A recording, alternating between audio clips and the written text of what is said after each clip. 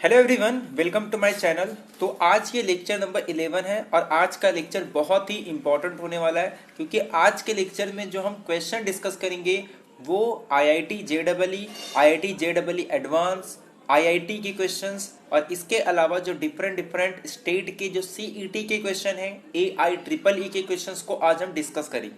तो आज के लेक्चर में हम टोटल 7 क्वेश्चंस को डिस्कस करने वाले हैं जो कि अब तक पूछे गए हैं आईआईटी में, और जो क्वेश्चंस है वो उसी टॉपिक से रिलेटेड है जो अब तक हमने डिस्कस किए।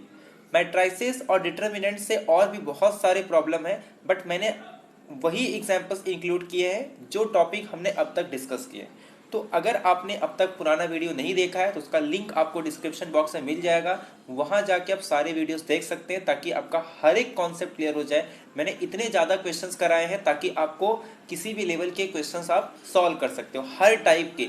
और दूसरी बात यह है, मैंने प्रॉपर्टीज़ भी आपको ज़्यादा बताया क्योंकि जो हम प्रॉब्लम करते हैं ना, वहाँ पे प्रॉब्लम्स में आपको अगर प्रॉपर्टीज़ पता है तो आपकी जो क्वेश्चन है वो बहुत ही सिंपल हो जाते हैं और प्रॉपर्टीज़ का यूज़ करके आप इजी मेथड से उसको सॉल्व कर सकते हो। ठीक है, तो सारे प्रॉपर्टी आपको रिटेन करके रखने हैं, हर एक क्वेश्चंस को सॉल्व करने का आपको मेथड पता होना चाहिए, और अगर आपकी प्रैक्टिस अच्छी खासी है तो आप किसी भी लेवल के क्वेश्चंस को सॉल्व कर सकते हो क्योंकि कोई भी क्वेश्चन बहुत ही हार्ड नहीं होता। बट आपको रिजल्ट पता होने चाहिए, आपको प्रॉपर्टीज पता होना चाहिए और टेक्निक्स पता होना चाहिए जिस टेक्निक्स का यूज करके आप सॉल्व कर सकते हो। तो आपको क्या करना है, बुक और पेन साथ में लेके चलना है, जो जो मैं आपको इंपॉर्टेंट पॉइंट बताऊंगा वो नोट करना है और सारे क्वेश्चंस को पहले आप खुद सॉल्व करो। मैं कह रहा हूँ अगर मैं आपको क्वेश्चन दिखा रहा हूँ तो आप पॉज करके पहले खुद ट्राई करो और फिर देखो कि कौन से मेथड से आपका मेथड बेस्ट है या मेरा। अगर आपको खुद का मेथड बेस्ट है तब तो ठीक है, अगर आपको लग रहा है नहीं यहाँ बेस्ट है तो आप उसको अडॉप्ट करो, अगर आपका मेथड ठीक है तो फिर ठीक है। तो इस तरीके से आप सॉल्व कर सकते हो। बाकी आपको टेलीग्राम ग्रुप पे पीपीटी मिल जाएगा, जैसे ही आज का लेक्चर कंप्लीट होगा तो मैट्राइसेस का जो पार्ट 1 है वो कंप्लीट हो जाएगा। तो आज और जो एक लेक्चर और होगा उसमें मैं और 6 to 7 क्वेश्चन सॉल्व करेंगे। उसके बाद ये जो हमारा टॉपिक है ये हो जाएगा और हम लोग नेक्स्ट टॉपिक यानी कि डिटर्मिनेंट पे चले जाएंगे क्योंकि मैट्राइसेस हो गया, इसका सेकेंड पार्ट है डिटर्मिनेंट या कॉम्प्लेक्स नंबर। ये दोनों में से एक चैप्टर को हम लोग स्टार्ट करेंगे। मैट्राइसेस मैंने आपको बताया था 3 पार्ट में हम लोग डिस्कस करेंगे, मैट्राइसेस, डिटर्मिनेंट और उसके बाद फिर जो 12th स्टैंडर्ड में है यानी कि रो ऑपरेशन वगैरह उसकी मेथड से इनवर्स कैलकुलेट करेंगे और उसके बाद फिर जितने भी रिलेटेड क्वेश्चन है वो सारे हम डिस्कस करेंगे। ठीक है, तो स्टार्ट करते हैं क्वेश्चन नंबर 1। अब ध्यान से देखो, क्वेश्चन नंबर 1 किससे रिलेटेड है। मैंने आपको 2 इंपॉर्टेंट मैट्राइसेस बताए थे, टाइप्स ऑफ मैट्रिक्स, जिसमें था सिमेट्रिक और स्क्यू सिमेट्रिक। ये 2 ऐसा टॉपिक है, अगर आपको इसकी प्रॉपर्टीज पता है और इसके कॉन्सेप्ट पता है कि ए और ए ट्रांसपोज अगर इक्वल आ जाए तो हम कहते हैं सिमेट्रिक, और ए जैसे कि ए और अगर ए ट्रांसपोज इक्वल आ जाए तो सिमेट्रिक मैट्रिक्स, और minus A is equal to A transpose आ जाए तो इसे हम कहते हैं स्क्यू सिमेट्रिक मैट्रिक्स। और ये इतना इंपॉर्टेंट है कि इसके बेस पे लगातार क्वेश्चन पूछे गए, जैसे कि AIEEE 2011 में ये क्वेश्चन पूछा गया और सिंपल आपको डेफिनेशन यूज करना है। और इसके अलावा मैंने आपको बहुत सारी प्रॉपर्टीज बताई थी ट्रांसपोज को लेकर, जैसे कि A plus B transpose is nothing but A transpose plus B transpose. एक तो ये प्रॉपर्टी, एक तो स्केलर वाला कि alpha A transpose is nothing but alpha into A transpose, और एक प्रोडक्ट में ये ऐसा नहीं होता तो इसीलिए हम लोग ए बी ट्रांसपोज, यहाँ पे रिवर्सल लॉ यूज होता है, that is B transpose A transpose. तो ये प्रॉपर्टी है जो आपको यूज करना है। तो अब देखो क्वेश्चन नंबर 1 में क्या है, सिंपल सा कह रहा है कि ए और बी 2 सिमेट्रिक मैट्रिसेस हैं और हमें बताना है कि अगर ए और बी ये 2 सिमेट्रिक मैट्रिक्स है तो कह रहा है कि क्या ए बी ए और ब्रैकेट में बी ए या फिर ए बी और ये, क्या ये दोनों आपस में सिमेट्रिक होंगे। और उसके बाद बोल रहा है कि ए बी के बारे में, प्रोडक्ट के बारे में। जैसा कि आपको पता है कि प्रोडक्ट अगर ए और बी सिमेट्रिक है तो ए बी सिमेट्रिक नहीं होता अनलेस जबकि मैट्रिक्स कम्यूटेटिव ना हो। हाँ, अगर ए और बी आपस में कम्यूट कर रहे हैं तब ए बी भी क्या हो जाएगा, ए बी को हम लोग कहेंगे कि ये सिमेट्रिक मैट्रिक्स है, अदरवाइज नहीं होगा। तो वही हमारा स्टेटमेंट भी है। अच्छा, ऐसे क्वेश्चन में होता क्या है, हमारे पास दो स्टेटमेंट गिवन होती है, स्टेटमेंट 1 और स्टेटमेंट 2। पहले तो ये चेक करना होता है कि स्टेटमेंट 1 और स्टेटमेंट 2 करेक्ट है या इनकरेक्ट है। अगर मान लो दोनों ही करेक्ट आ गए, मान लो ये स्टेटमेंट 1 ये भी करेक्ट है, स्टेटमेंट 2 ये भी करेक्ट है, यानी कि असर्शन करेक्ट है और सेकंड उसका कंक्लूजन होता है। तो अगर दोनों ही करेक्ट है और अगर सेकंड वाला फर्स्ट वाले का कंक्लूजन है, तो हम लोग कहते हैं कि जो सेकंड स्टेटमेंट है this is the correct explanation of statement 1, यानी कि ये स्टेटमेंट 1 स्टेटमेंट 2 स्टेटमेंट 1 का करेक्ट एक्सप्लेनेशन है। तो हम जो सारे क्वेश्चन का सॉल्यूशन है वो बोर्ड पे डिस्कस करेंगे, क्योंकि यहाँ पे जो क्वेश्चन सॉल्व करेंगे वो यहाँ पे होगा नहीं, इसके लिए हम लोग बोर्ड पे सारे क्वेश्चंस को डिस्कस करते हैं। ठीक है, तो पहला क्वेश्चन क्या है, सिंपल, हमें ये चेक करना है स्टेटमेंट 1 क्या करेक्ट है, क्या स्टेटमेंट 2 करेक्ट है। अगर दोनों ही करेक्ट है तो क्या second 1 is a correct explanation और नॉट, ये हमको आइडेंटिफाई करना है। ठीक है, तो आई होप आपको समझ में आ गया क्वेश्चन क्या करना है। और ये क्वेश्चन कब का है, AIEEE 2011 का। सारे क्वेश्चन आज अच्छे अच्छे एग्जाम के हैं, जैसे कि IIT CET के क्वेश्चन या फिर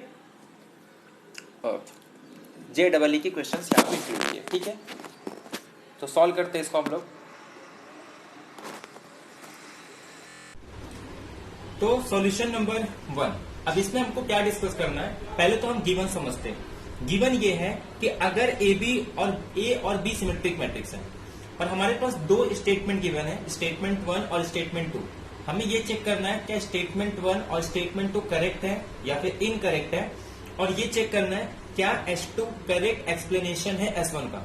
तो ये दो चीजें पहले हम लोग समझते हैं। स्टेटमेंट 1 को चेक करते हैं कि अगर AB सिमेट्रिक है तो क्या ये सिमेट्रिक होगा या नहीं ना।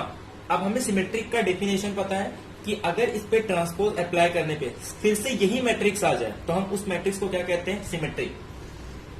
अब सिंस ये दोनों सिमेट्रिक है, since AB are symmetric matrix, therefore A transpose is equal to A and B transpose is equal to B। यहां तक आपको क्लियर है, क्योंकि सिमेट्रिक का डेफिनेशन ये होता है कि A ट्रांसपोज A के इक्वल होगा, B ट्रांसपोज B के इक्वल होगा। तो हम लोग लेके चलते हैं, लेट A B A का होल ट्रांसपोज। अब ये चीज हमें पता है कि मल्टीप्लीकेशन में ट्रांसपोज रिवर्स ऑर्डर में अप्लाई होता है, तो therefore B A transpose A transpose. अब जब मैं फिर से इसको ओपन करूंगा तो ये आ जाएगा मेरे पास A transpose B transpose A transpose. अब बाय एसोसिएटिविटी मैं इसको कैसे लिख सकता हूं, A transpose B transpose A transpose by using associativity. यहां पे मैं एसोसिएटिविटी प्रॉपर्टी यूज कर रहा हूं। अब थोड़ा ध्यान से देखो, A सिमेट्रिक है तो A ट्रांसपोज के प्लेस पे लिख सकता हूं A, या फिर इसको ऐसे रखूं, चलो ठीक है, ये A क्या हो जाएगा हमारे पास, A transpose B transpose A transpose. ठीक है, तो यहाँ पे एसोसिएटिविटी का यूज करके हमने ये किया। अब देखो A ट्रांसपोज के प्लेस पे मैं A लिख सकता हूं, और ये जो B ट्रांसपोज है इसके प्लेस पे लिख सकता हूं B, और जबकि A ट्रांसपोज के प्लेस पे लिख सकता हूं A। क्या ये A और ब्रैकेट में BA के इक्वल आ गया, तो देयरफॉर यहां से ये इंप्लाई हो गया कि A BA is a symmetric matrix. I hope आपको ये क्लियर हो गया होगा। क्या किया हमने, सिंपल A ट्रांसपोज A है और B ट्रांसपोज B है, ये हमारे पास गिवन है। उसके बाद हमको ये प्रूव करना है कि अगर ये सिमेट्रिक कब होगा, जब इस पे ट्रांसपोज अप्लाई करने पे फिर से यही मैट्रिक्स आ जाए। हमने यहाँ पे दो प्रॉपर्टी यूज की, कौन कौन सी, एक तो ये कि जब भी आप AB का ट्रांसपोज लेते हो तो ये रिवर्स ऑर्डर में होता है, यानी कि B ट्रांसपोज A ट्रांसपोज। और हमने ये प्रॉपर्टी यूज किया कि AB BC is equal to ABC, associativity, और ये हमारा ट्रांसपोज लॉ, ट्रांसपोज का इनवर्स लॉ। तो ये हमने दो लॉ का यूज करके ये प्रूव किया। आई होप आपको ये क्लियर हो गया। ऐसे ही आप ये प्रूव कर सकते हो कि AB और A क्या होगा, सिमेट्रिक, सेम फंडा है, और ये भी क्या होगा, सिमेट्रिक होगा। तो हमारा स्टेटमेंट 1 हो गया करेक्ट। अब बात करते हैं स्टेटमेंट 2 की। स्टेटमेंट 2 ये कह रहा है कि AB भी सिमेट्रिक होगा if AB is equal to BA, that is commutative. Question में कम्यूटेटिव लिखा है, मतलब AB BA के इक्वल होगा। अच्छा एक बात बताओ, जब हमने प्रूव किया था कि अगर ए सिमेट्रिक है, बी सिमेट्रिक है, तो इंप्लाई करता है कि ए ट्रांसपोज सिमेट्रिक होगा, बी ट्रांसपोज सिमेट्रिक होगा, ए प्लस बी सिमेट्रिक होगा। उसके बाद हमने देखा था कि ए ट्रांसपोज और अगर ये सिमेट्रिक है, ए बी सिमेट्रिक नहीं होता है, बट हाँ ये सिमेट्रिक तब होगा जब मैट्रिक्स कम्यूटेटिव होगा। तो उसका यूज करके अगर आपको पता है तो आप डायरेक्ट कर सकते हो, और ये हमने किया भी है। तो इसका मतलब सेकेंड भी करेक्ट होगा। मैं आपको बता देता हूं कैसे। ए बी का transpose is equal to, reverse law use होगा, तो B transpose A transpose, B transpose is equal to B since A and B are symmetric, और ये ए।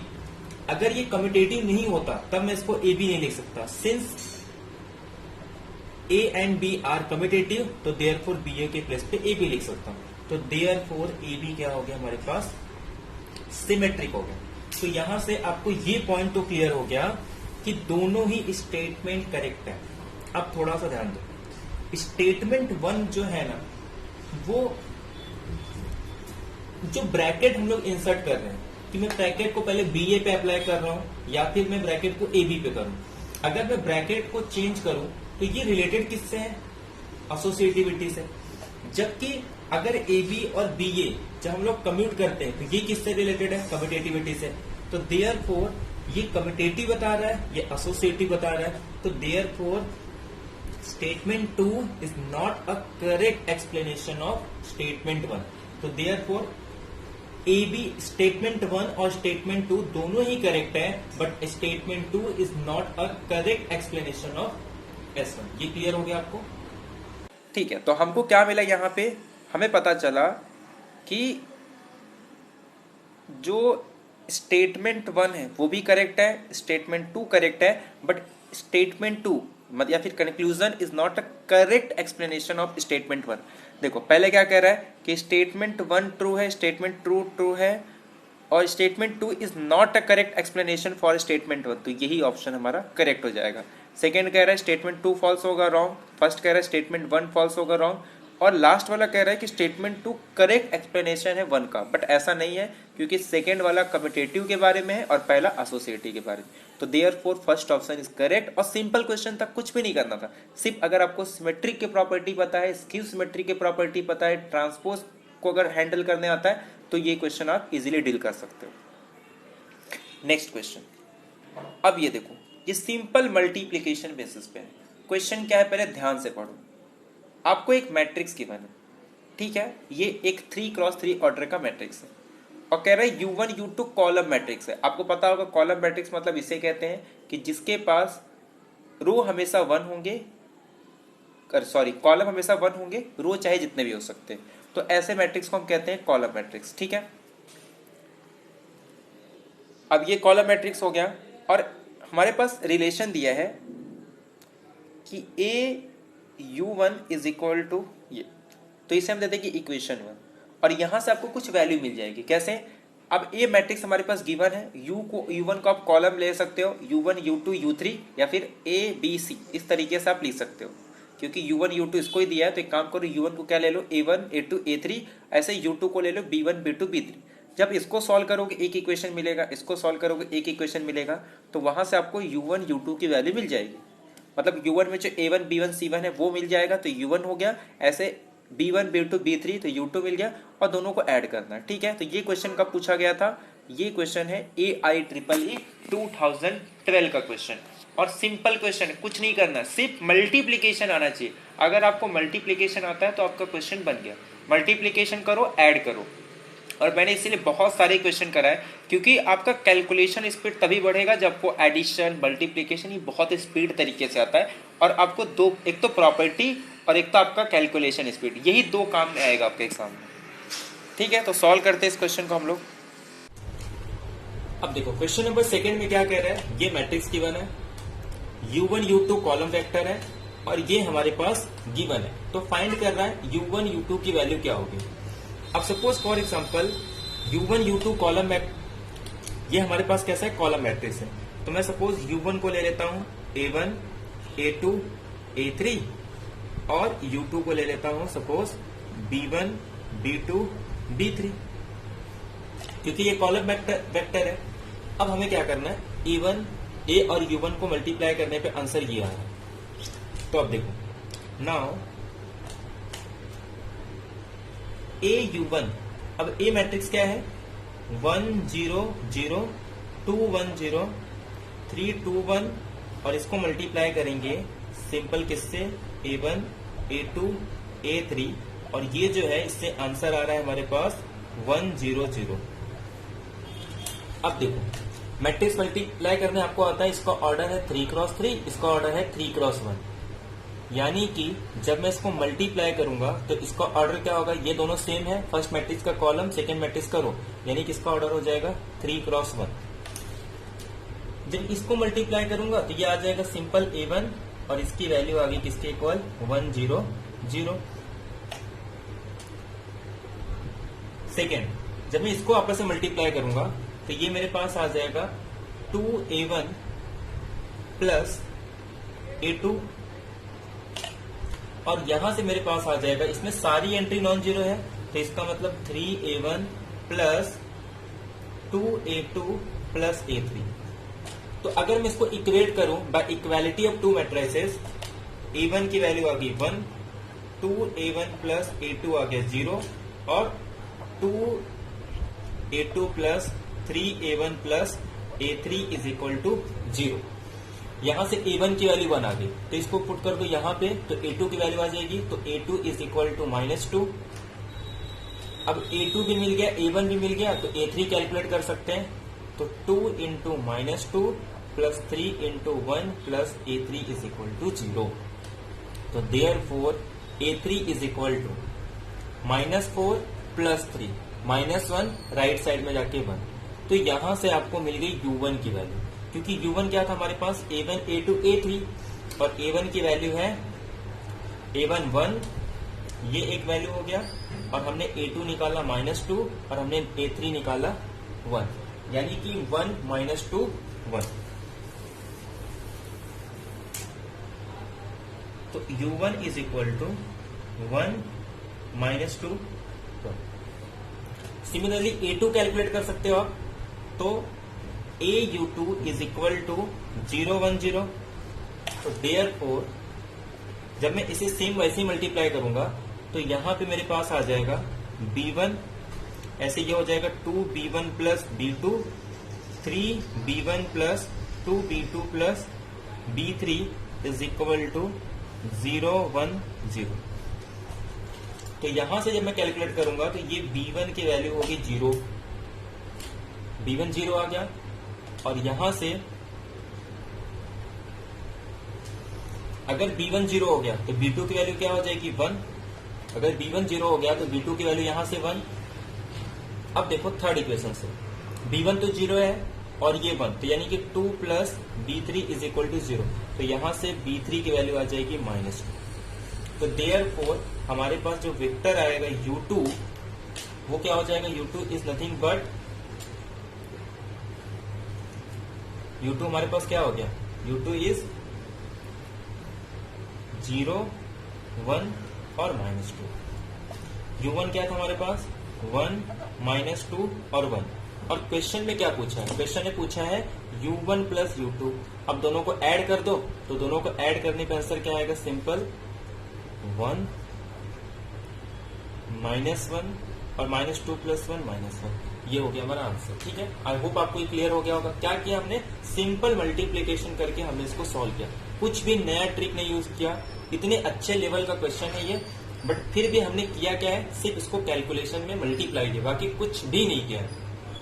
ठीक है, तो आई होप आपको समझ में आ गया। हमने क्या किया, पहले U1 कैलकुलेट किया, फिर U2 कैलकुलेट किया, दोनों को ऐड कर दिए और हमारा आंसर आ गया B, -1 1 और -1। ये सिंपल सा आंसर आ गया, कुछ नहीं करना था, सिर्फ मल्टीप्लाई करना था। तो अब देखते हैं क्वेश्चन नंबर 3। अब देखो थर्ड क्वेश्चन क्या है। क्वेश्चन नंबर 3 में भी सिर्फ मल्टीप्लाई करना है।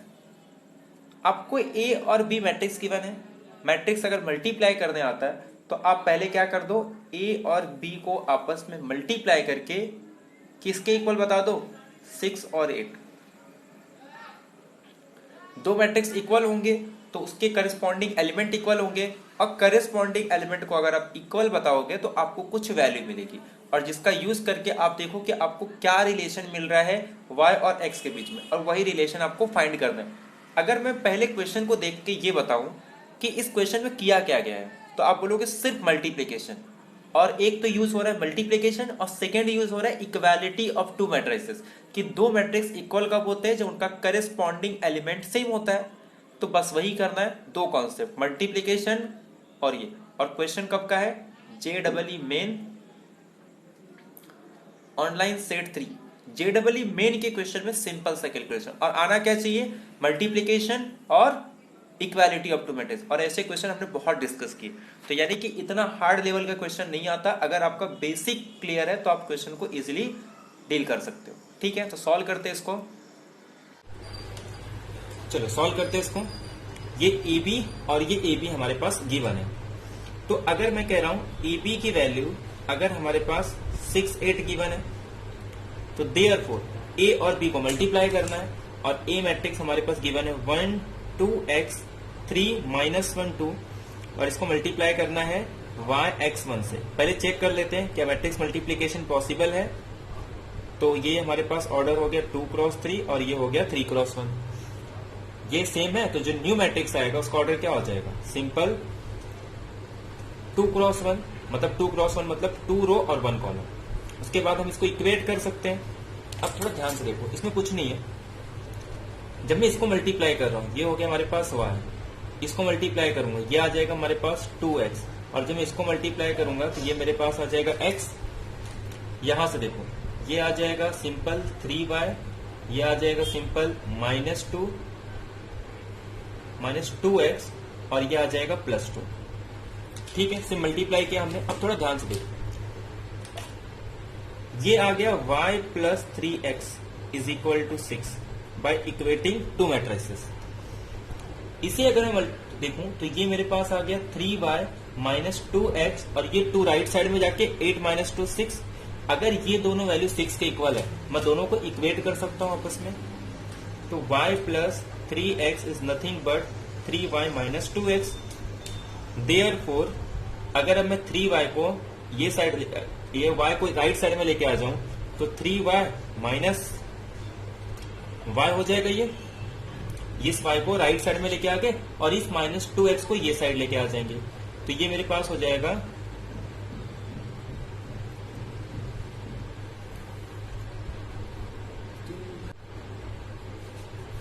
कुछ 3y। अच्छा ये देखो यहाँ पे, ये सॉरी ये -x आएगा। हाँ, तो ये हमारे पास -x + 6, तो इसका मतलब ये, और कहाँ चेंजेस होगा, तो ये हो गया। तो मतलब ये y ये साइड आ गया, और ये जब ये साइड आ जाएगा तो ये मेरे पास क्या हो जाएगा, सिंपल 3x + x। तो देयरफॉर 3y - y ये हो जाएगा 2y, और 3x + x कितना हो गया, 4x। तो सिंपल से हमारे पास आ गए y = 2x। ये हो गया आपका आंसर। मतलब क्या किया हमने, कुछ भी नहीं किया। ये a और b दिया था, दोनों का मल्टीप्लीकेशन गिवन है, दोनों मैट्रिक्स को आपस में मल्टीप्लाई किए, AB को मल्टीप्लाई करके हमने इक्वेट कर दिया by equality of to matrices. Equate करने के बाद हमारे पास दो इक्वेशन आई, जिसमें ये दोनों 6 के इक्वल है, तो इन दोनों को इक्वेट कर दिया। इक्वेट करने के बाद हमें रिलेशन मिल रहा है कि y = 2x। ठीक है, ठीक है। तो आई होप आपको क्वेश्चन क्लियर हो गया होगा। सिर्फ क्या किया, हमने मल्टीप्लाई किया और उससे रिलेशन मिल गई कि दो इक्वेशन मिले जिसमें दोनों ही इक्वेशन की वैल्यू 6 के इक्वल आ रही थी, फिर दोनों को इक्वेट कर दिया, और इक्वेट करके हमारे पास रिलेशन आ गया y = -2x। ठीक है, तो सिंपल सा कैलकुलेशन था, और इस तरीके से ये क्वेश्चन हमने सॉल्व किया। तो y = 2x हमारा इसका आंसर हो गया सिंपल सा, और y = 2x ये रिलेशन हमें मिल गया। अब नेक्स्ट क्वेश्चन देखते हैं, क्वेश्चन नंबर 4। और ये क्वेश्चन कब पूछा गया था, JEE मेन 2014 ऑनलाइन सेट 4। अब ये क्वेश्चन फिर से अगेन किससे रिलेटेड है, सिमेट्रिक और स्क्यू सिमेट्रिक। अगर आपको सिमेट्रिक पता है, स्क्यू सिमेट्रिक पता है, और इसके रूल पता है, तो आप इजीली इस क्वेश्चन को फिर से डील कर सकते हो। अब क्वेश्चन को पढ़ो, ध्यान से पढ़ो। जब भी आपके सामने क्वेश्चन आए, पहले क्वेश्चन में ये आइडेंटिफाई करो कि गिवन क्या है, और उससे रिलेटेड आपको जितनी भी प्रॉपर्टीज आपको पता है उसका यूज करके देखो कि कौन सी प्रॉपर्टी यहां पे यूज होगी। ए और बी 3x3 ऑर्डर का मैट्रिक्स है, कोई भी मैट्रिक्स है जिसमें ए सिमेट्रिक है। जैसे ही आपको सिमेट्रिक पता चल गया, आपके माइंड में आना चाहिए कि ए इज इक्वल टू, कि ए की वैल्यू किसके इक्वल आ जाएगी,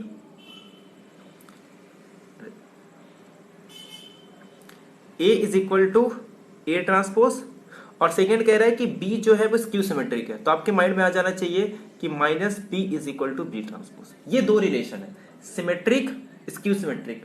और उसके बाद पूछ क्या रहा है, कह रहा है कि A B minus B A क्या होगा। अब देखो ऑप्शन क्या क्या है, क्या वो स्क्यू सिमेट्रिक है, क्या वो सिमेट्रिक है, neither symmetric non symmetric, identity और माइनस आइडेंटिटी। जब भी इस टाइप के क्वेश्चन आए ना, पहला आपका फोकस होना चाहिए कि आपका अप्रोच इस तरीके से होना चाहिए कि आप पहले चेक करो सिमेट्रिक और स्क्यू सिमेट्रिक, क्योंकि सिमेट्रिक के लिए रिलेशन क्या है कि ए स्क्वायर करने, अरे ए ट्रांसपोज करने पे वही मैट्रिक्स आ जाए, तो आप इसका ट्रांसपोज ले लो। अगर सेम यही मैट्रिक्स आ गया तो आप कहोगे सिमेट्रिक। अगर minus times A B plus B A, मतलब बी ए माइनस ए, मतलब जो भी आंसर है इसको माइनस अप्लाई कर दो, तो वो बी ए माइनस ए, अगर ये आ गया तो स्क्यू सिमेट्रिक। अगर नहीं आया तो नाइदर सिमेट्रिक नॉट, आपको आइडेंटिटी वगैरह चेक ही नहीं करना है। तो इस टाइप के क्वेश्चंस में आपको सिर्फ पता क्या होना चाहिए, तीन लॉ। एक तो ए प्लस बी का transpose is equal to A transpose plus B transpose, second alpha A transpose is equal to alpha times A transpose, और थर्ड ए बी का transpose is equal to B transpose A transpose. और symmetric क्या होता है, skew symmetric. सिर्फ इतनी knowledge है ना तो भी आपसे ये क्वेश्चन बन जाएगा। और क्वेश्चन कब का है, JEE मेन 2014। तो सॉल्व करते हैं इसको, सिंपल सा क्वेश्चन है। तो हमारे पास इस क्वेश्चन में क्या गिवन है कि ए बी, अगर ये कोई भी 3x3 मैट्रिसेस है जिसमें ए सिमेट्रिक है, बी स्क्यू सिमेट्रिक है, तो जो पहले गिवन दिया है ए सिमेट्रिक है, इसका मतलब A is equal to A transpose, B skew symmetric है तो B minus B is equal to B transpose. ये हमारे पास गिवन है। और हमें पूछा गया है क्वेश्चन में कि A B minus B A क्या होगा। Now A B minus B A पे सबसे पहले हम क्या चेक करेंगे, क्या ये सिमेट्रिक है, क्या ये स्क्यू सिमेट्रिक है। अगर ये दोनों नहीं हुआ तब आगे हम लोग चेक करेंगे आइडेंटिटी वगैरह, बट पहले हमें क्या चेक करना है, सिमेट्रिक और स्क्यू सिमेट्रिक। हम इसके ऊपर ट्रांसपोज ले लेंगे। अगर ये A B minus B A B, यहां पे बी ए है, अगर ये इसी के इक्वल आ गया तब तो सिमेट्रिक, अगर B A minus A B के इक्वल आ गया तो स्क्यू सिमेट्रिक। तो अब इसको सॉल्व करते हैं। सबसे पहले हम इसमें यूज करेंगे कि जब भी आपको ए प्लस बी पे ट्रांसपोज ऑपरेट करना हो तो simple A transpose plus B transpose आ जाएगा। इसी का यूज करके मैं ये कह सकता हूं कि ए बी का ट्रांसपोज माइनस बी ए का ट्रांसपोज। आई होप आपको यहां तक क्लियर होगा, कुछ प्रॉब्लम नहीं इसमें।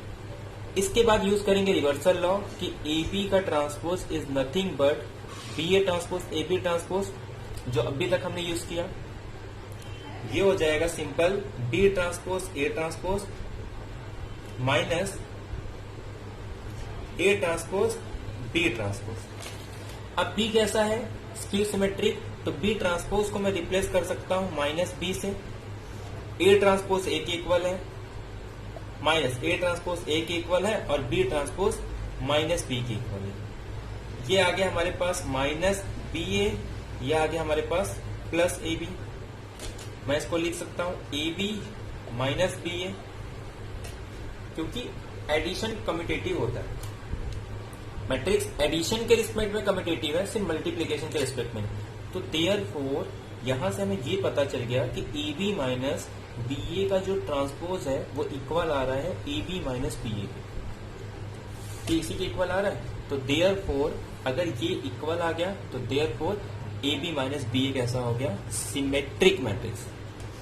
तो आपका तो एकदम सिंपल क्वेश्चन था, सिर्फ क्या करना था, प्रॉपर्टी यूज करनी थी, और ये सिंपल सा रिजल्ट आ गया। ठीक है, तो आई होप आपको क्वेश्चन क्लियर हो गया। क्या यूज किया हमने, कुछ नहीं यूज किया। जो प्रॉपर्टी मैंने आपको बताई थी उसी प्रॉपर्टी का यूज करके, और बहुत ही कम टाइम का क्वेश्चन है। ऐसे क्वेश्चंस आपको मतलब बहुत ही जल्दी करना है, जितने फास्ट करोगे उतना इसमें बेनिफिट है, क्योंकि यहाँ पे टाइम बचाना है। क्वेश्चन में कुछ नहीं करना था, प्रॉपर्टी पता है, पुट करो, आपका आंसर आ जाएगा। और कैसा मैट्रिक्स आ गया, सिमेट्रिक। बी ऑप्शन इसका करेक्ट है। तो कौन सा करेक्ट हो गया इसका, बी ऑप्शन करेक्ट हो गया। अच्छा, पहले आप इसको खुद सॉल्व करो, खुद ट्राई करो, उसके बाद आप सॉल्यूशन देखो। तो आप इसको सॉल्व कर सकते हो, पहले सॉल्व करो और उसके बाद उसका सॉल्यूशन देखो, ठीक है। तो आई होप आपने इसको सॉल्व किया होगा। अब क्वेश्चन में दिया क्या है, एक मैट्रिक्स गिवन है, इस रिलेशन को सेटिस्फाई कर रहा, हो गया, कुछ नहीं करना है, सिर्फ इसको मल्टीप्लाई कर दो ए और ए ट्रांसपोज को, और राइट साइड में दिया है 9 इंटू आई। अब 9 इंटू 9 दिया है, 9 इंटू आई दिया है, तो इसका मतलब क्या होगा, 1 0 0 आइडेंटिटी है, और स्केलर से मल्टीप्लाई करेंगे तो ये सब 9 हो जाएगा, बस इसको हटा दो। तो 9 0 0 0 9 0 0 0 9, और फिर उसके बाद क्या करना है, ए और ए ट्रांसपोज को मल्टीप्लाई करना है। तो क्या करोगे, ये जो मैट्रिक्स है इसके ट्रांसपोज से मल्टीप्लाई कर दो, और हमको ए और बी की वैल्यू निकालनी है। तो क्या करते हैं, ध्यान दो ना, तो इसमें हम पूरा ए और ए ट्रांसपोज फाइंड नहीं करेंगे, हम सिर्फ उसी एंट्री को निकालेंगे ए और ए ट्रांसपोज की जिसमें हमको ए और बी वेरिएबल मिल जाए। अगर मान लो एक ही इक्वेशन से ए और बी वैल्यू फाइंड हो जाए तो बाकी मत फाइंड करो, अगर एक से नहीं हो रहा है तो दूसरा इक्वेशन फाइंड करो, अगर दूसरे से नहीं हो रहा है तीसरा फाइंड करो।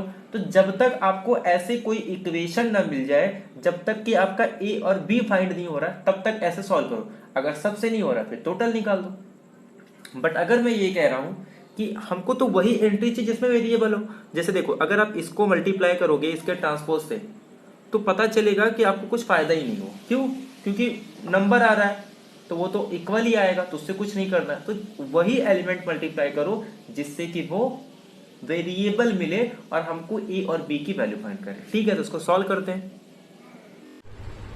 तो ठीक है, ये हमारे पास गिवन है, तो उसको सॉल्व करते हैं। ए ट्रांसपोज, तो ये ए मैट्रिक्स हो गया हमारे पास 1 2 2 2 1 -2 A to B is equal to, अब इसी का ट्रांसपोज देना है, मैं डायरेक्ट लिख देता हूं, यहाँ पे जो चीज कॉलम में इसको रो में लिख दो। तो A2 -2 A22 2 1 -2 A2B, और यहाँ पे आइडेंटिटी मैट्रिक्स है, वो भी कैसा, 9 इंटू आइडेंटिटी, मतलब 9 0 0 0 9 0 0 0 9।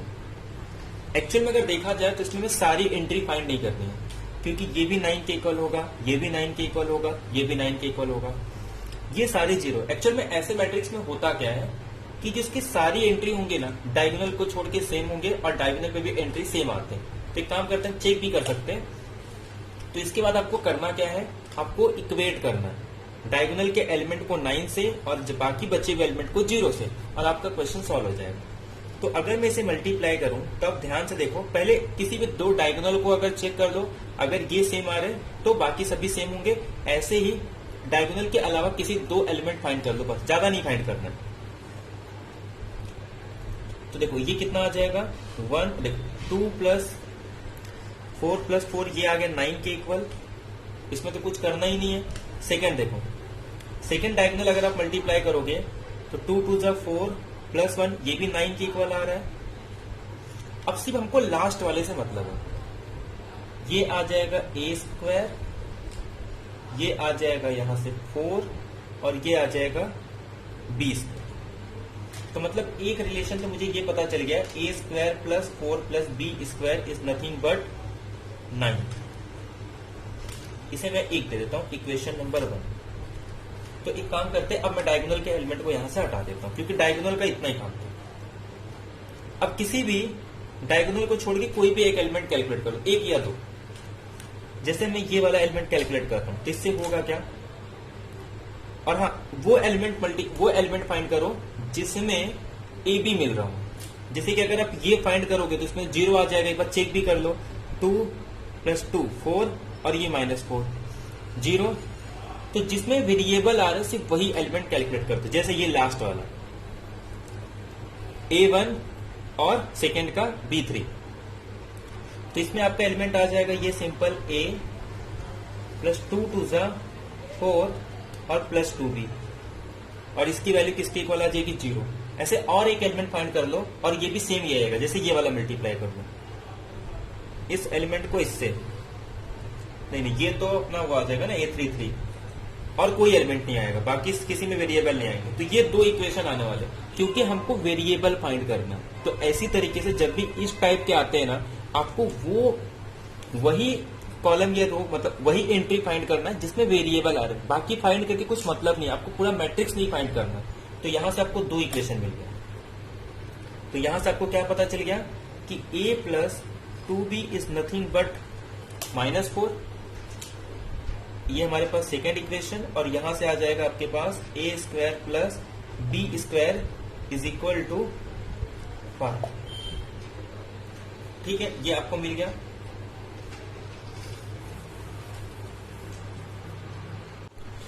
बट यहां से आप कुछ सॉल्व नहीं कर सकते, तो इसका मतलब आपको और एक इक्वेशन मिलना चाहिए।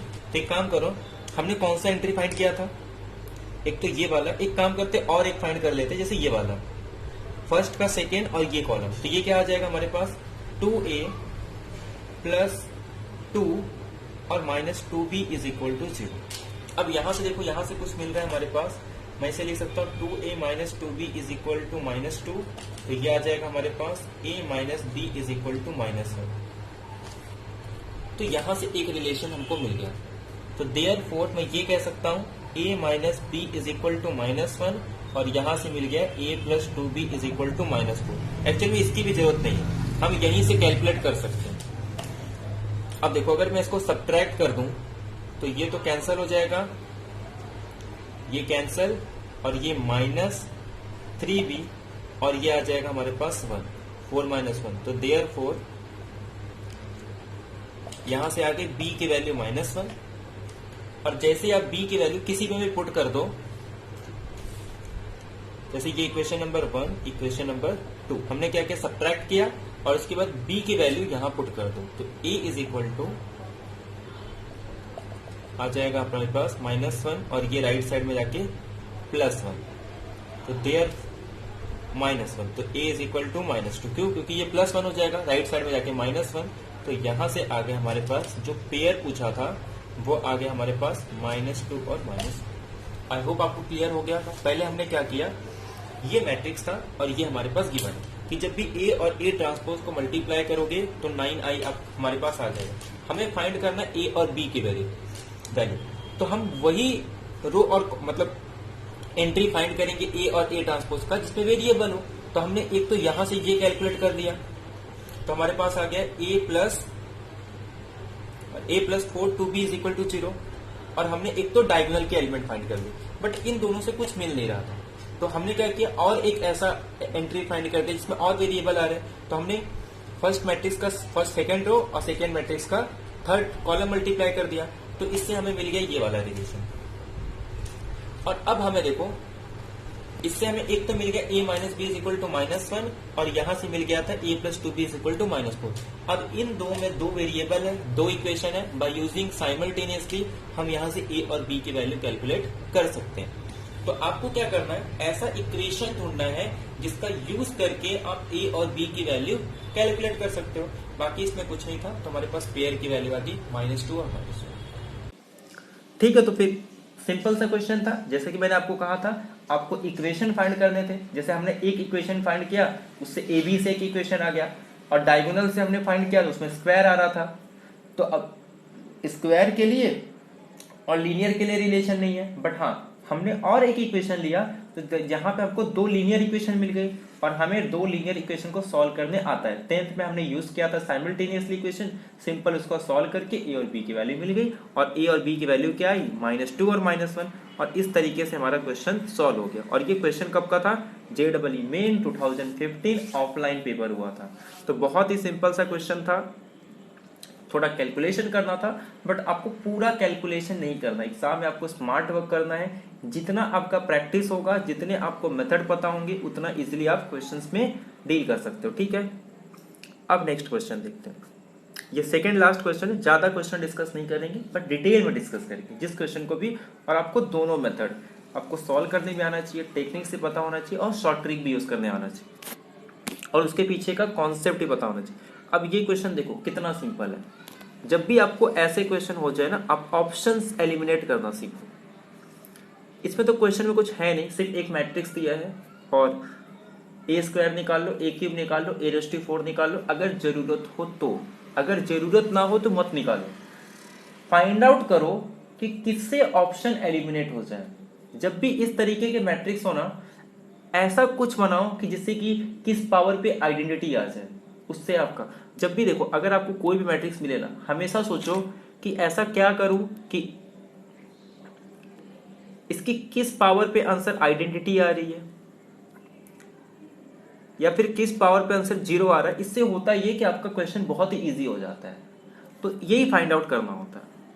अगर आइडेंटिटी आ गया तो इसका मतलब फिर से कुछ भी मल्टीप्लाई करो, जैसे कि a रेज़ टू 3 आइडेंटिटी आ गया, तो मतलब अगर a रेज़ टू 4 निकालना है तो आप सिंपल क्या करोगे, आइडेंटिटी को a से मल्टीप्लाई कर दो। अगर 0 आ गया तो उसके ऊपर जितने भी पावर होंगे 0। तो आपको यही फाइंड आउट करना होता है। या फिर इस टाइप का आपको मैट्रिक्स मिल जाए तो आपको पता है ये मैट्रिक्स का इवन पावर करने पे आइडेंटिटी आता है, जबकि ऑड पावर करने पे माइनस आई आ जाएगा। इवन पावर पे आइडेंटिटी, ऑड पावर पे -1, ये एक्ट करता है as a -1 raise to n। याद रखना है, जैसे ये इसका आंसर क्या होता है 1 जब n इवन हो और -1 जब ऑड, ऐसे ही सेम ये जो मैट्रिक्स है वो भी एक्ट करता है, जिसे हम कहते हैं माइनस आइडेंटिटी। तो ऐसे आपको मैट्रिक्स आइडेंटिफाई करने होते हैं कि किस पावर पे माइनस आइडेंटिटी होगा, किस पावर में आइडेंटिटी होगा, किस पावर पे सेम मैट्रिक्स आ जाएगी, किस पावर पे आंसर 0 होगा। आगे चल के हम लोग इसको टाइप्स में डिस्कस करेंगे, ठीक है, और उससे आपका ये क्वेश्चन इजीली हो जाएगा। ठीक है, तो इसको सॉल्व करते हैं। और ये क्वेश्चन कब पूछा गया था, JEE में 2015 ऑनलाइन सेट 1। ठीक है, सॉल्व करते हैं इसको कि कैसे इसको अप्रोच करेंगे। हेलो, तो अब इसमें आपको क्या करना है, a इज इक्वल टू 0 -1 1 0। अब ये आपके सामने 4 ऑप्शन है। आपको ये करना है कि ये मैट्रिक्स कौन सी कंडीशन सेटिस्फाई कर रही है। तो ऐसे क्वेश्चंस को आपको सॉल्व करना पड़ता है और जितना हो सकता है आपको एलिमिनेट करना है। आपको इनकरेक्ट ऑप्शन ढूंढना है, मतलब इसमें से 3 ऑप्शन करेक्ट है। अगर एक भी इनकरेक्ट मिल गया, आप ये सोचो कि इसमें से कौन सा इनकरेक्ट है। अगर एक भी इनकरेक्ट मिल गया तो वही ऑप्शन आपका करेक्ट हो जाएगा और बाकी सारे ऑप्शन एलिमिनेट हो जाएंगे। तो इसमें करना क्या है, एक तो आप a square, a cube, a raise to 4 की वैल्यू कैलकुलेट कर दो। जैसे a आपके पास गिवन है 0 -1 1 0। अगर आप इसका स्क्वायर फाइंड करोगे a स्क्वायर, तो आपके सामने क्या आ जाएगा, इसी को फिर से मल्टीप्लाई करना है, मतलब 0 -1 1 0 0 -1 1 0। तो ये आपके पास आ जाएगा सिंपल सा -1, ये 0 और ये भी 0 और ये -1।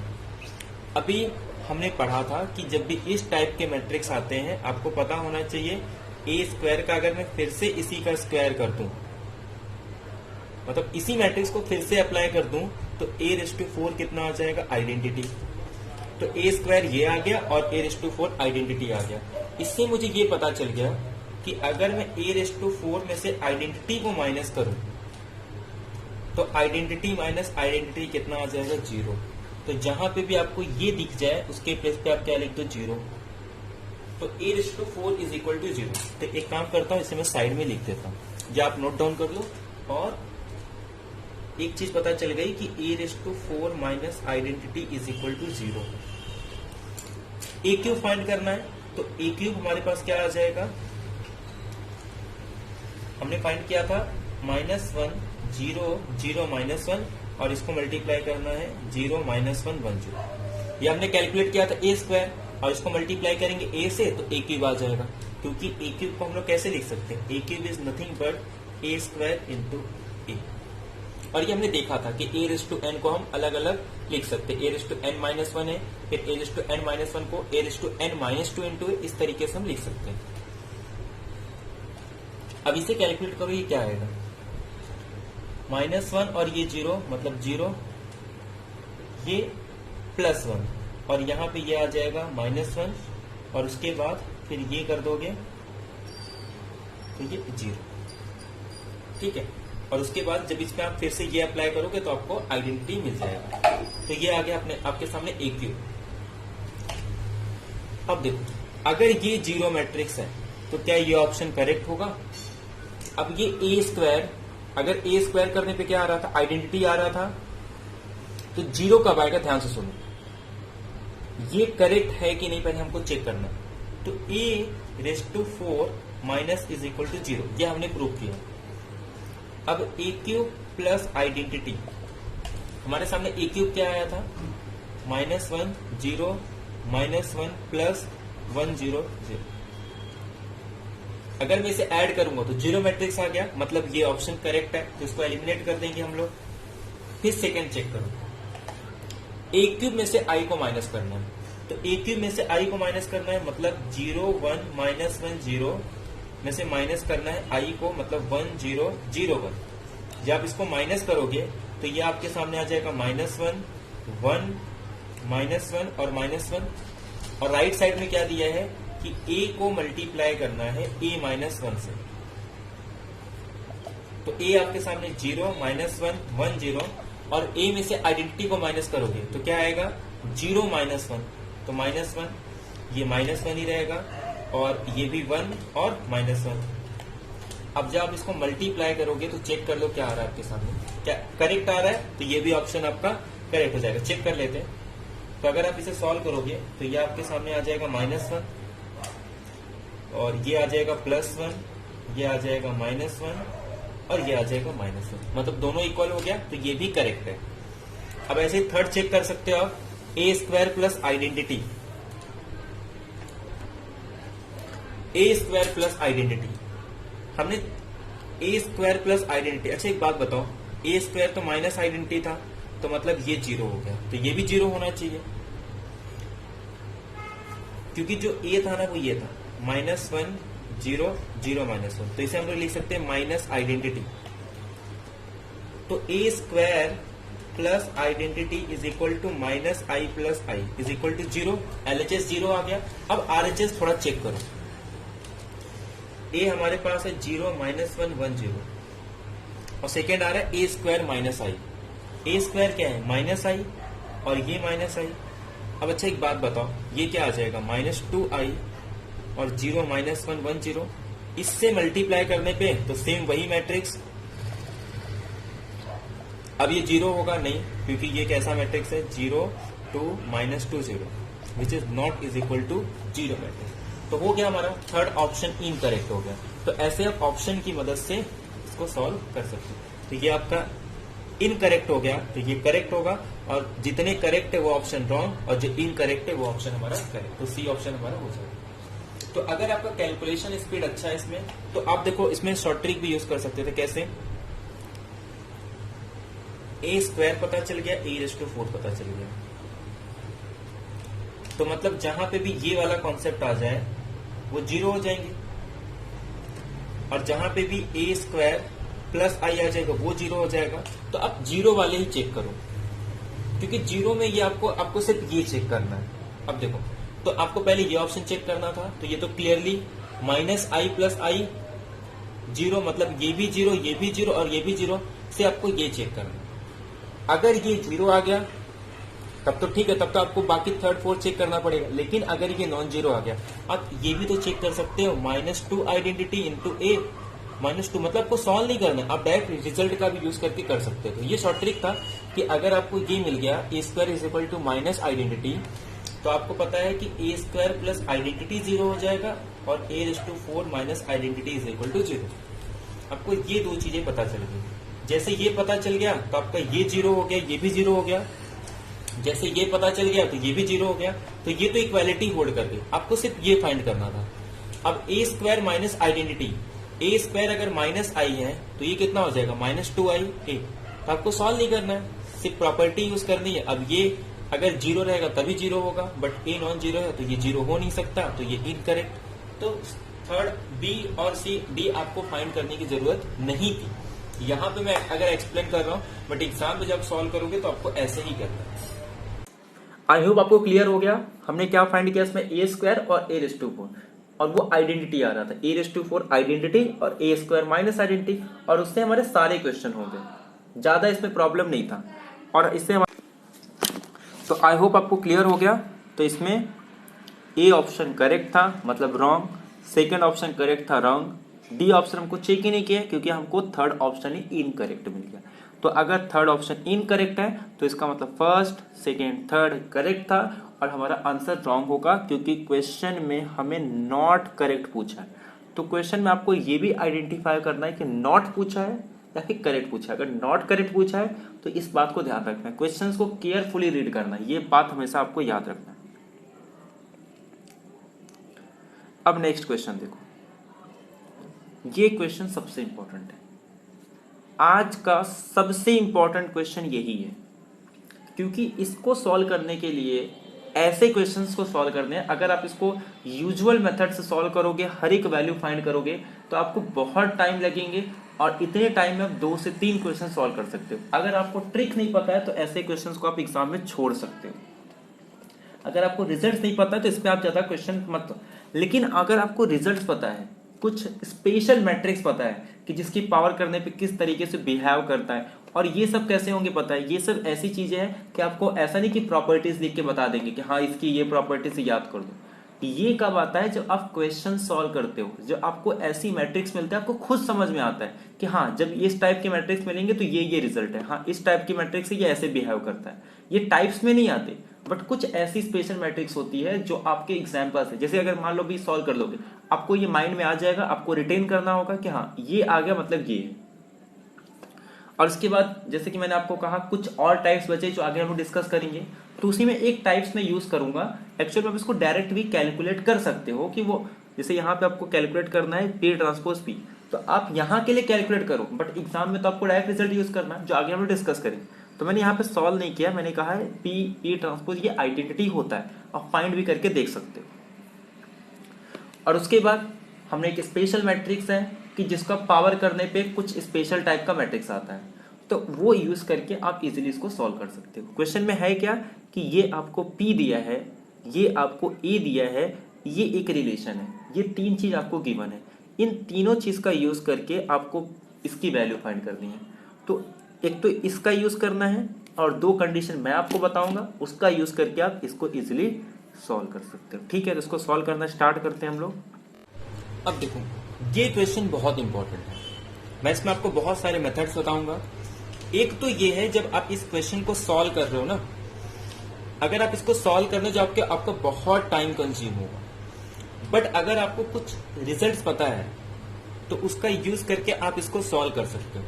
मैं आपको कुछ रिजल्ट्स बता रहा हूं जो अब तक जैसे मैंने आपको कहा था, मैंने यूज भी किया था एक मैट्रिक्स, तो कुछ पॉइंट्स आपको याद रखने हैं, उसके बाद में इस क्वेश्चन को इजी मेथड से हम सॉल्व कर सकते हैं। ध्यान से देखो,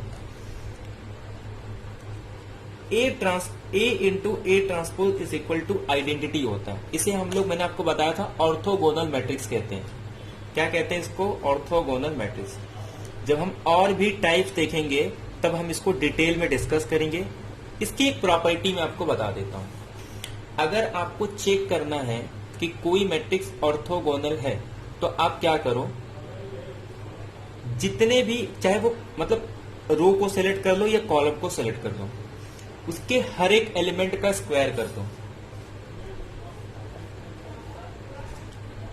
और अगर आंसर 1 आ जाए, चाहे आप रो वाइज लो या कॉलम वाइज, तो उस मैट्रिक्स को हम कहते हैं ऑर्थोगोनल। और एक कंडीशन है कि डिफरेंट से अगर मल्टीप्लाई करके सम कर रहे हो तो आंसर 0 आना चाहिए। मतलब स्क्वायर का मतलब क्या होता है कि खुद से मल्टीप्लाई कर रहे हैं और उनका सम कर दो तो आंसर 1, और डिफरेंट से करोगे तो 0 आना चाहिए। पहले सेम से करके देखते हैं इसका आंसर क्या होगा। सॉल्व करो, 3 + 2 1 + 4, तो ये आ जाएगा 4/4 दैट इज 1। हो गया। ऐसे आप सेकंड भी चेक कर सकते हो। अब देखो सेकंड में है क्या, वही एंट्री तो रखा है, सिर्फ यहाँ प्लस कर दिया माइनस कर दिया, बट स्क्वायर करने पे इफेक्ट क्या पड़ने वाला, वही सेम एंट्री। मतलब ये सेटिस्फाई हो गया पहली कंडीशन। सेकंड कंडीशन क्या है, डिफरेंट से मल्टीप्लाई करके, तो डिफरेंट से मल्टीप्लाई करोगे तो क्या होगा, -√3/4, और ये क्या होगा +√3/4, आंसर आ गया 0। अब ऐसे कॉलम वाइज करो, रो वाइज करो, हमेशा आंसर 0 ही आएगा। तो ऐसे मैट्रिक्स को हम कहते हैं ऑर्थोगोनल। ये चेक करने का तरीका हो गया। तो अब आपको अगर कोई बोले कि P और P ट्रांसपोज कैलकुलेट करो, तो आप कैलकुलेट नहीं करोगे, आप डायरेक्टली बोल दोगे कि A ट्रांसपोज या A ट्रांसपोज A और आइडेंटिटी सेम होता है। वैसे ये इक्वल हो गया तो ये सब इक्वल ही होते हैं। ये एक पॉइंट आपका क्लियर हो गया। तो इसके लिए आपको क्या पता होना चाहिए, ऑर्थोगोनल मैट्रिक्स। सेकेंड प्रॉपर्टी, एक मैट्रिक्स होता है, बहुत ही स्टैंडर्ड फॉर्म है। इसकी खासियत ये है कि ये कभी भी आइडेंटिटी नहीं आता। तो आता क्या है, इसका n पावर करने पे आंसर हमेशा यही बनता है। ये बहुत ही अच्छी मैट्रिक्स है, बहुत यूजफुल है। ये आपको ना दिमाग में बैठा लो इसको कि अगर इस टाइप का मैट्रिक्स है तो आप इसका जितना पावर करोगे ये आंसर। अगर 2 पावर करोगे तो यहाँ पे 2, 3 पावर करोगे तो यहाँ पे 3। ठीक है, आप ये मल्टीप्लाई करके चेक कर सकते हो। इस 2 प्रॉपर्टी का यूज करके मैं इसको कैसे सॉल्व करता हूँ, ध्यान से देखो। वैसे ये प्रोसेस मतलब बहुत ही, इसको सॉल्व करने बहुत टाइम जाएगा, बट अगर 2 रिजल्ट आपको पता है तो आप इसको इजी मेथड से कर सकते हो। अब ये मैं यूज कर, तो आपको डायरेक्टली समझ में आ जाना चाहिए जिसका आंसर होगा आगे हम लोग सॉल्व करके, कि अगर आपको Q रेज़ टू 2015 बोल रहा है और ये मैट्रिक्स है, तो आप सीधा 2015 इस पे अप्लाई कर दो, तो ये सीधा आ जाएगा हमारे पास। जिसका आंसर आएगा वो सिंपल यही मैट्रिक्स आएगा। ठीक है, अभी हम लोग इसको सॉल्व करते हैं। देखो ये आंसर आएगा ना, हमें कैलकुलेट करना है ये। तो एक काम करो, क्यू हमारे पास गिवन है, ये गिवन है, ठीक है। अब मैं क्या कर रहा हूं, क्यू के ऊपर लगा देता हूं ट्रांसपोज। तो होगा क्या, ये हमारे पास आ जाएगा। अच्छा रुको, पहले इसको बाद में करते हैं।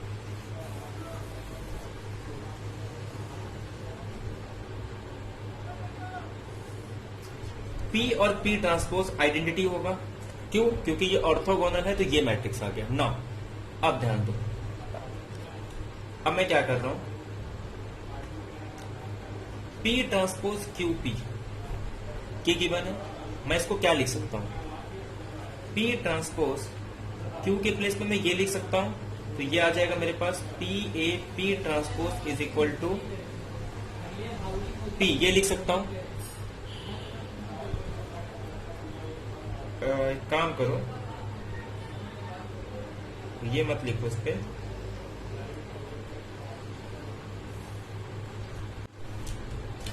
ठीक है, एक काम करो, ऐसे नहीं करते। ये हमारे पास क्यू गिवन है, PAP ट्रांसपोज, ठीक है। इसका अगर मैं स्क्वायर ले लूं तो क्या हो जाएगा, ये हो जाएगा PAP ट्रांसपोज। इसी को फिर से ऑपरेट करूंगा, PAP ट्रांसपोज, तो ये हमारे पास आ जाएगा PAP ट्रांसपोज, PAP ट्रांसपोज। अभी मैंने कहा ये ऑर्थोगोनल मैट्रिक्स है, तो इसका आंसर आइडेंटिटी, तो ये आ जाएगा PA identity AP transpose. But identity से मल्टीप्लाई करूं तो फिर से वही मैट्रिक्स आ जाएगा, मतलब AA कितना आ जाएगा, A स्क्वायर P ट्रांसपोज, क्योंकि आइडेंटिटी तो कुछ इफेक्ट नहीं करता। अच्छा, यहां से क्या ये क्लियर हो गया कि Q is equal to PA square P transpose. क्या हमने इसको सॉल्व किया? एक तो आप सॉल्व करके भी देख सकते हैं इसको कि P ट्रांसपोज आइडेंटिटी आएगा। बाकी अगर आपको डायरेक्ट मैट्रिक्स देख के समझ में आ रहा है कि जब भी यहाँ पे कोई एंट्री सेम हो और जो एंट्री यहाँ पे लिखी है सिर्फ उसका साइन चेंज कर दो। मैं आपको जो ऑर्थोगोनल मैट्रिक्स बताऊंगा तो एक स्टैंडर्ड टाइप होता है कि यहाँ पे कॉस थीटा, यहाँ पे साइन थीटा, यहाँ पे माइनस साइन थीटा। एक्चुअल में ये एंगल है, ये कितना एंगल है पता है? ये यहाँ पे कॉस 30 डिग्री, ये कॉस 30 डिग्री, ये साइन 60 डिग्री, साइन 30 डिग्री और ये साइन 30 डिग्री। मतलब ये रोटेशन है कितने एंगल का? 30 डिग्री का। तो अब ध्यान से देखिए कि P A square P transpose आ गया, तो इसका मतलब ये कि जब स्क्वायर करने पे ये आ रहा है तो क्यू 2⁻15 करूंगा तो आंसर क्या आ जाएगा? ये आ जाएगा। और आपको कैलकुलेट क्या करना है? आपको कैलकुलेट करना है ये कि P ट्रांसपोज Q⁻25 P, ये आपको कैलकुलेट करना है और आप इसके प्लेस पे ये लिख सकते हैं, ठीक है। तो इसका मतलब ये, मैं इस पे ट्रांसपोज अप्लाई कर दूं तो PA 2⁻25 P ट्रांसपोज पे ट्रांसपोज, या फिर एक काम करो इसी को उठा के यहां पुट कर दो, ये आपको Q⁻, इसकी वैल्यू मिल गई ना। मुझे ये कैलकुलेट करना है, मुझे कैलकुलेट क्या करना है? P ट्रांसपोज, और इसके प्लेस में क्या लिख सकता हूं? ये, और क्या आ गया ये पी ट्रांसपोज पी हो गया ना। आइडेंटिटी आइडेंटिटी, अभी आपको दोनों साइड से अप्लाई नहीं करना है। क्यों? क्योंकि मैंने आपको स्टार्टिंग में बताया था अगर ये ऑर्थोगोनल है तो चाहे पी ट्रांसपोज पी निकालो तो ये भी क्या आता है 1, या पी इंटू पी ट्रांसपोज निकालो, दोनों का आंसर आइडेंटिटी ही आएगा। तो आपके सामने क्या आ गया, ये आइडेंटिटी मतलब 2a/201। अब बात ये आती है कि आप इसको कैलकुलेट करोगे नहीं, तो आपको कौन सा रिजल्ट यूज करना है कि अगर इस टाइप का मैट्रिक्स हो तो उसका आंसर हमेशा a/n आता है 0 1 n 1, यही मैट्रिक्स आता है। आप सॉल्व करके भी देख सकते हो, मैं आपको बता देता हूं। जैसे फॉर एग्जांपल a² अगर आप कैलकुलेट करोगे तो क्या आएगा, देखो ये यहां पे 0 सिर्फ 1, जो इसको मल्टीप्लाई करोगे तो 2, और ये 0 ये भी 0 और ये 0 और ये 1। ऐसे आप फिर से इस पे अप्लाई करोगे तो देखो तो a³ क्या आएगा आपका,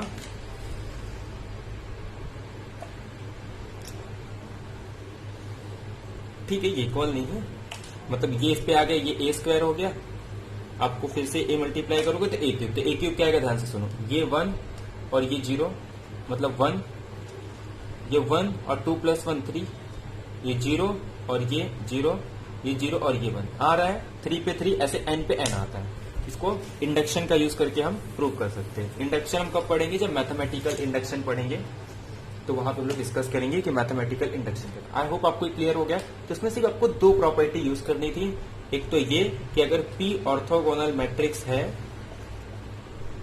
तो P transpose P is equal to identity और ये P इंटू P ट्रांसपोज। और सेकेंड हमने यूज किया कि अगर इस टाइप के मैट्रिक्स है तो a/n आपका आ जाता है 1 n 0। आई होप आपको ये पॉइंट क्लियर हो गया होगा, ठीक है। तो आई होप आपको ये क्लियर हो गया होगा, समझ में आया क्वेश्चन कि हमने अपने पहले एक यूज किया ऑर्थोगोनल मैट्रिक्स का, मैंने आपको बता भी दिया कि आप कैसे चेक कर सकते हो ऑर्थोगोनल मैट्रिक्स है। और सेकंड मैंने आपको बताया कि अगर कोई मैट्रिक्स 1 1 0 1 2 × 2 ऑर्डर का 1 1 0 1 ये टाइप का हो तो आप इसका कितना भी पावर कर दो तो आपका आंसर क्या होता है, a/n = 1 n 0 1, और उससे आपका इजीली सॉल्व हो गया। मतलब इसमें और उसके बाद सॉल्व करने पे हमने ये बता दिया कि इसका जो आंसर आएगा वो किसके इक्वल आ जाएगा, a/2015। इसके लिए हमने एक तो ये रिलेशन का यूज किया और एक तो ऑर्थोगोनल का यूज किया। और ये हमको पता है, अगर स्पेशल मैट्रिक्स पता है तो हम बता सकते हैं कि इसका आप कितना भी पावर करो इसका आंसर क्या आएगा, 1 n और 0 1 हो गया क्वेश्चन। बट आपको रिलेशन पता होना चाहिए, तो इसका आंसर क्या आ जाएगा 2015 0 1, बाकी सारे ऑप्शन रॉन्ग। तो इस तरीके से आपको अप्रोच करना है पेपर में। अगर आपका कॉन्सेप्ट क्लियर है, आपको प्रॉपर्टीज पता है, मेथड पता है कि किस मेथड का कैसे यूज कर रहे हो, अगर आपने एग्जाम से पहले ही हर एक टाइप के क्वेश्चन सॉल्व किए, उसको डील करने आता है, तो आपको एग्जाम में क्वेश्चन को डील करने आएगा। क्योंकि जब अब आप नंबर ऑफ क्वेश्चन खुद से सॉल्व करते हो ना तो आपको पता हाँ इस चीज को ऐसे हैंडल कर सकते हैं। कभी कभी ऐसा होता है कि आपके क्वेश्चन आपको सॉल्व नहीं करने होते, बल्कि कुछ ट्रिक्स का यूज करके, काउंटर एग्जाम्पल यूज करके, या फिर हाँ इसको एलिमिनेट करके, तो ये चीज़ें आपको जितनी प्रॉब्लम करोगे तभी होगा। ऐसे आपको प्रॉपर्टी याद करने से नहीं होगा, जितना ज़्यादा सॉल्व करोगे, प्रैक्टिस जितनी अच्छी होगी उतना आपके लिए बेनिफिट होगा। तो ये एक लेक्चर हमारा और चलेगा इसका, उसके बाद ये टॉपिक हमारा खत्म हो जाएगा। उसके बाद हम लोग डिटर्मिनेंट स्टार्ट करेंगे इसमें। और एक साइड हमारा क्या चल रहा है, 3 अलग अलग जगह चल रहा है, इसमें हमारा क्या चलने वाला है, नेक्स्ट टॉपिक स्टार्ट करेंगे डिटर्मिनेंट। सेकेंड में हमारा सेट्स चल रहा है, सेट्स अभी और थोड़े बहुत क्वेश्चन और करने हैं, उसके भी JEE के क्वेश्चन करेंगे। और उसी को कंटिन्यू करके हम स्टार्ट करेंगे रिलेशन, क्योंकि हमको मेन स्टार्ट करना है अपना कैलकुलस, डेरिवेटिव स्टार्ट करना है 12th स्टैंडर्ड का, इसीलिए हम लोग पहले उसमें रिलेशन अभी स्टार्ट करेंगे। 1-2 लेक्चर में अभी जितने भी प्रॉब्लम्स है वो हो जाएंगे, उसके बाद हम लोग JEE के क्वेश्चन देख लेंगे। ज़्यादा क्वेश्चन नहीं आए सेट से, 1-2 क्वेश्चन होंगे, या फिर जो भी 3-4, या फिर और भी एग्जाम के क्वेश्चन इंक्लूड करके वो सॉल्व करेंगे। उसके बाद रिलेशन करेंगे। रिलेशन का भी 4 से 5 लेक्चर रिलेशन पे जाएगा, जहाँ पे हमको ऑर्डर पेयर पढ़ना है, और order pair, relation, equivalence relation, वो सब करके उसी के बाद हम कंटिन्यू करेंगे ग्राफ।